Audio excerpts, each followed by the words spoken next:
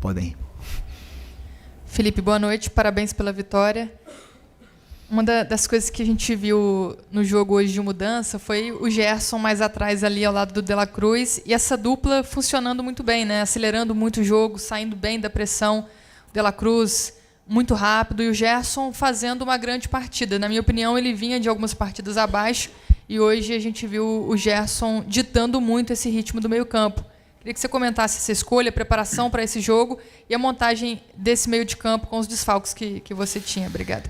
Bom, primeiro dizer que o Gerson é um jogador que se sacrifica muito pela equipe, E mesmo nos jogos que vocês podem ter visto ele abaixo, por exemplo, né, que foi cobrado na altitude no jogo contra a LDU, é o jogador que mais correu. Foi o jogador que mais se sacrifica, porque muitas vezes, como eu falei, ele tem que pressionar o atacante, o zagueiro, e depois voltar para ajudar o Wesley baixo, e ele corre muito e se sacrifica muito pela equipe. E ele nos dá uma possibilidade a ganhar o meio-campo de uma forma puramente qualitativa. Então, aonde ele joga, se ele jogar na meia, jogar de volante, ele é um jogador muito determinante, muito importante para mim.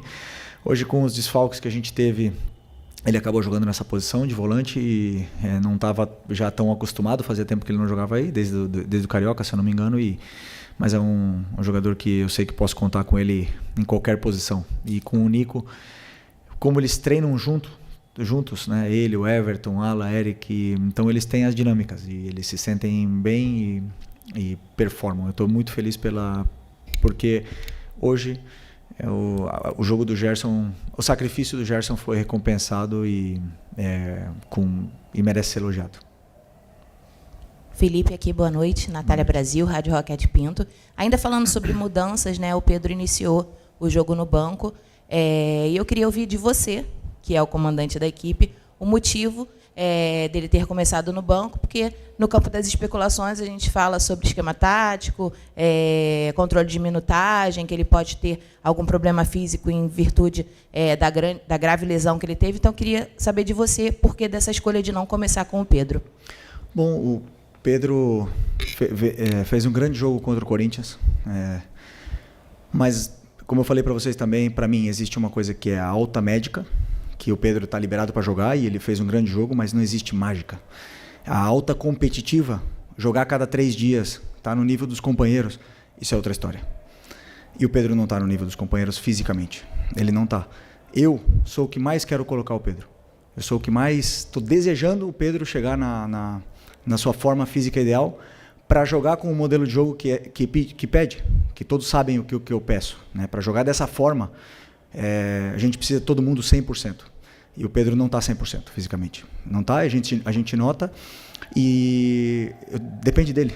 Depende dele cada dia treinar, cada minuto que ele tiver aproveitar, para ele poder estar no nível dos companheiros e poder ter cada vez mais minutos. Então, eu sei que ele é o melhor. E assim que ele tiver no mesmo nível físico que todos os outros, com certeza ele vai estar no campo, porque todo mundo sabe da qualidade do Pedro. Então só agora depende dele poder retomar essa forma física o antes possível e estar disponível para ajudar a equipe. Mas enquanto isso, continuar trabalhando. Felipe, Raíza Simplício da Gol Brasil e da revista Placar. Rapidinho, só para pedir para você completar essa questão do Pedro, você enxerga que é possível o Pedro e o Arrascaeta jogarem juntos e o Flamengo pressionar o adversário, como você gosta que a equipe pressione, né? Queria que você explicasse isso. E, rapidinho, só para completar, queria que falasse da situação do Gonzalo Plata, né? Porque ele está com edema ósseo. Ele acabou jogando aquele jogo lá contra o Botafogo da Paraíba. Foi alguma questão de erro de planejamento? Ou ele estava bem, depois piorou? Enfim, ele perde aí os próximos jogos? Bom, a questão se eles podem jogar junto, obviamente que eles podem jogar junto. Eles jogaram em 2022, fomos campeões juntos, com o Gabi na equipe. Jogaram juntos agora esses jogos. E o que nós temos que ver é como o Arrasca está correndo, como o Arrasca está fisicamente, na melhor forma que eu vi nos últimos 5, 6 anos. E o Pedro precisa chegar nessa forma. A hora que o Pedro chegar na forma física ideal, no seu 100%, ele vai nos dar para a equipe o que a equipe precisa. E todo mundo pode fazer. Todo mundo, só precisamos que ele esteja do mesmo nível físico que os seus companheiros no dia a dia. E, desculpa que... O Plata. O Plata teve um edema ósseo, um gesto estranho no joelho contra o Vasco, e teve um edema ósseo e ele teve muita dor nessa primeira semana, viajou para Lideu, não conseguiu jogar, conseguiu se recuperar e a dor dele melhorou toda. Então teve minutos contra o Botafogo, foi espetacular como ele jogou, mas voltou a ter dor. E o joelho é um tema muito delicado, uma coisa que pode perdurar para a vida dele, e realmente ele está com dor, ele não está conseguindo performar, ele está muito frustrado, um cara que ama treinar, um cara super alegre, feliz e divertido, e hoje a gente vê quando ele está na maca que ele está triste, né? Então precisamos que ele se recupere o antes possível, porque sabemos do importante que é esse jogador para a gente. Felipe, tudo bem? Boa noite. Gabriel Alfa, canal Paparazzo Rubro Negro, Revista Placar. Parabéns pela vitória. Obrigado. Felipe, queria te perguntar sobre o Rodrigo Caio, né? O Rodrigo Caio, que agora faz parte da comissão permanente do clube. Como que vem sendo esses primeiros dias com ele? Como foi a escolha do Rodrigo Caio para compor a comissão? E, embora, né, ele não faça exatamente a mesma função que o Daniel fazia, né, que era a questão de bolas paradas, tem muita gente nas redes sociais relembrando o gol do Léo Ortiz de hoje com o gol que o Rodrigo Caio fez contra o Grêmio, na Libertadores de 19. Queria saber se essas jogadas aéreas aí tem alguma coisa a ver com a chegada do Rodrigo Caio ou não, ou ele não tem nenhuma relação com isso. Obrigado. Bom, primeiro agradecer o Daniel Alegria, que começou comigo, estava comigo desde o começo, né, no Sub-17, me acompanhou toda essa trajetória, subiu comigo aqui profissional e me ajudou muito.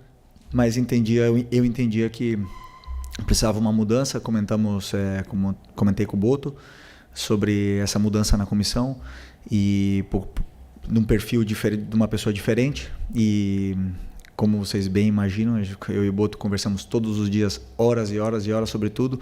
É um cara que ama falar de futebol e está comigo, com os treinadores que ele trabalhou. E eu também gosto de perguntar muitas coisas para ele, sou muito inquieto e ele até liga para outros treinadores para eu perguntar coisas de tática. Então a gente se ajuda muito e ele me deu alguma opinião e alguns nomes, né, para poder completar essa vaga. Obviamente, quando eu escutei o nome do Rodrigo, já aprovei na hora, porque eu conheço a pessoa, o caráter e o profissional que ele pode ser. Ainda é novo, tem muito a aprender e veio para somar na parte do clube, né? Então estamos felizes com a sua chegada. Tem um impacto grande, né? Os jogadores respeitam muito uma pessoa íntegra como o Rodrigo e com a história que ele tem. E sim, está ajudando também na bola parada, junto com o Marcinho, junto com os nossos analistas. Então todas as jogadas de bola parada foram preparadas e treinadas. Às vezes acontecem gols, às vezes não. Também fizemos gol com alegria, não porque mudamos que fizemos gols, né? Mas eu sentia que precisava dessa troca e, como eu te falei, o importante é agradecer o Alegria aqui. Okay. Boa noite, Felipe. Léo José, do Coluna do Fla. A lesão do Pulgar fez com que você a lesão do Pulgar e também do Ala fez com que você precisasse puxar um pouquinho o Gerson, e aí você formou a dupla ali do Gerson com o De La Cruz. Uma dupla que funcionou bem, né? Pelo meu entendimento, seu entendimento também. E lá na ponta direita você acabou jogando o Luiz Araújo. E com a lesão do Plata, em mais alguns jogos a gente vai precisar ver outro ponta direita por ali, sem ser, obviamente, o Plata. E com o Luiz Araújo na direita e o Gerson mais de meio de volante, você entende que essa opção ela pode ser usada mais vezes? É uma opção que você pensa usar com frequência? Ou você prefere mesmo deixar o Gerson ali na meia direita e usar um outro volante? Eu sempre penso em escolher os melhores para poder montar um plano de jogo onde eu possa machucar o adversário. O Luiz tem uma coisa que é muito boa, que ele tem gol. Ele tem gol, ele tem assistência, ele gera esse perigo quando ele chega perto da área, né? Então, ele nos dá outras coisas com suas características para a equipe. Então eu sempre, quando eu vou analisar um adversário, e agora mesmo pela falta dos volantes, nem duvidei em colocar o Luiz pela forma que ele entrou no último jogo com 10 minutos. Falei para ele, orgulhoso que eu me sentia dele depois de ter ficado vários jogos no banco. E entrou, 10 minutos não, no minuto 10 contra o Bahia. E correu de uma forma assim muito bonita. O que ele fez no jogo contra o Bahia foi para mim impressionante. Falei para ele que eu fiquei orgulhoso dele. E o futebol ele devolve. Um cara que treina todo dia do jeito que ele treina, um cara que quer, que se incomoda quando não tá, quando erra e quer melhorar e quer evoluir, o futebol devolve. E hoje devolveu com um gol, mais uma grande atuação. Então o Luiz sempre vai ser uma peça onde eu sei que eu posso começar com ele, sei que eu posso colocar no segundo tempo, e o campo fala, né? Tem jogadores que, como eu falei, batem na porta e vão jogar mais, depois dos momentos de cada um vão dizendo se merecem estar no campo ou não. Felipe, aqui, boa noite. Bruno Vilafranca, da Rede Multiflá. Felipe, a meu ver, o Michael não tem deixado de lutar, hora nenhuma, jogo nenhum. Toda a participação dele, não vejo faltar luta ao Michael. Agora, algumas tomadas de decisão eu acho que têm sido equivocadas e a torcida já cobra bastante. O Michael, eu vi que no momento em que ele deixou o campo hoje, você deu um abraço longo no Michael, não sei se falou alguma coisa, eu estava longe, não consegui ver. Como fazer para tornar o Michael, de fato, aquela peça importante que o torcedor tanto pediu, inclusive o retorno na temporada passada, e essa é uma das funções do treinador, recuperar jogadores que não estão dando aquilo que o torcedor entende que pode ser melhor. Obrigado e parabéns. Obrigado. Eu penso sempre em uma frase que define, né? Ninguém é mais importante que a equipe. Todo mundo tem que se sacrificar pela equipe e a equipe vence dessa forma, ou está mais perto de vencer dessa forma. Hoje o Michael, o Bruno Henrique, o próprio Arrascaeta, o Luiz, jogadores de frente não deixaram em nenhum momento a LDU jogar. Não deixaram. Eles não conseguiram passar do meio campo no primeiro tempo. E é um time que, se você ver, você estudar, eles jogam como jogaram no segundo tempo aqui, né? Então é um jogador, o Michael é um jogador que dá tudo o que tem pela equipe. E sempre que eu escutei os torcedores falarem queremos raça, queremos gente que corre quando não der na bola, vai na vontade, ele tem tudo isso. E ele começou o jogo muito bem. E aí nas primeiras decisões a gente sabe que a torcida está esperando, e aí começam a pegar no pé, ele acabou ficando mais nervoso.